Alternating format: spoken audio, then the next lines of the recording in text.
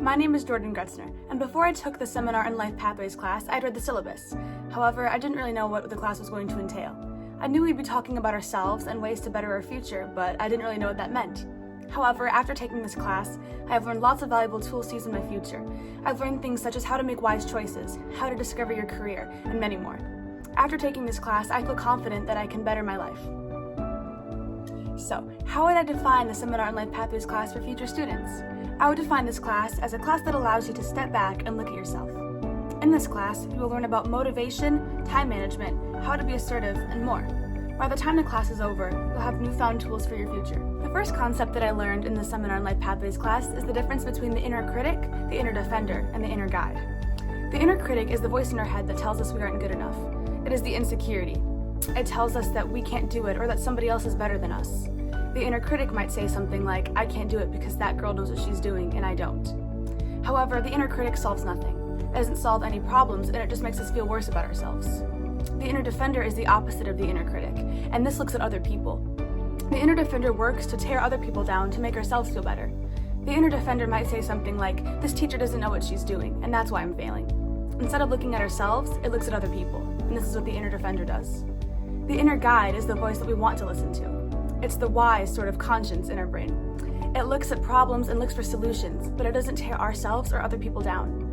The inner guide is something that I and everybody else should be striving to listen to. This leads to the next concept that I learned about, which is the difference between a victim mindset and a creator mindset. The inner critic and inner defender would be part of the victim mindset. People who see themselves as victims will blame people, placate, and they'll also spend all of their time complaining. Placating is intending to make somebody else less angry or less hostile. For example, if I was in the right, but a teacher or boss was yelling at me, I would sit there and take it and hope that they wouldn't get mad at me. When you are a victim, your life won't be the best that it could be because you'll spend all of your time worrying about other people and never trying to fix your problems. People who have a creator mindset do the opposite. People who have a creator mindset are assertive, they take responsibility for their actions, and they know how to say no in a respectful way. I personally have gotten a lot better at saying no to people. For example, my boss was scheduling me more than I wanted to, and instead of sitting there and letting myself be miserable over it, I went and talked to her, and I told her that, respectfully, I couldn't do this many hours. It worked, and we ended up agreeing on something, and this wouldn't have happened had I just placated and not said anything about it. This is the difference between a victim mindset and a creator mindset, and I strive to use the creator mindset every day. Another concept that I learned about in this class is how to make wise decisions. I've never been very good at making decisions. It causes me a lot of stress because I always weigh the pros and cons, but I can never come to a solid conclusion. This class showed 5 ways that you can make a wise choice. The first way is to define the problem of what you're trying to choose. So for example, I got into a college that I've wanted to get into for a long time. I was super excited, but when I got my financial aid package back, I realized that I wasn't going to be able to go to this college without being in a lot of debt. This was a big problem and I had to decide what I was going to do. The second step of this process is to define the desired outcome. So for me, the desired outcome would be to go to a college that has all the programs that I'd like, while also being financially available for me. The third process is to make a list of all your possible choices. So for me, this list would include going to this college, but being in a lot of debt. The second choice would be to go to another college, maybe not be my dream college, but be better financially for me. The fourth step is to weigh the outcomes of each choice. So if I were to go to the college that I wanted to, I might be happy and I might be having fun, but there'd always be the sort of looming debt over me, and I would always think about that, even when I was trying to have fun. The second choice would be going to another college that wasn't my first choice, but I'm sure that I could find people and programs that I'd like, and I wouldn't have to worry about financial things when I was gone.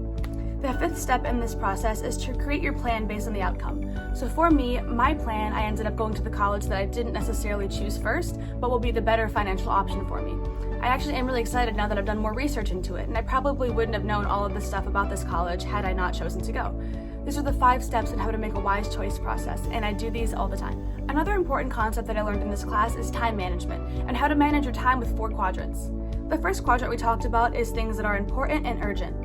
The second quadrant are things that are important but not urgent. The third are things that are not important but urgent, and the fourth is things that are not important but not urgent. For example, things that would be important and urgent would be an emergency meeting at your job.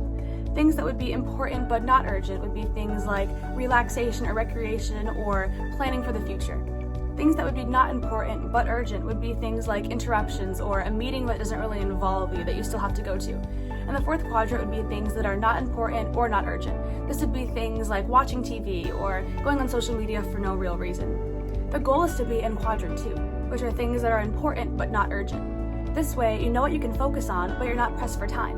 Being in quadrant 1 causes you to be stressed. If things are important and urgent, you're going to be focused on that, and this is caused by procrastination. If you're in things that are not important but urgent, this doesn't really give you any benefit to your life, but it causes stress.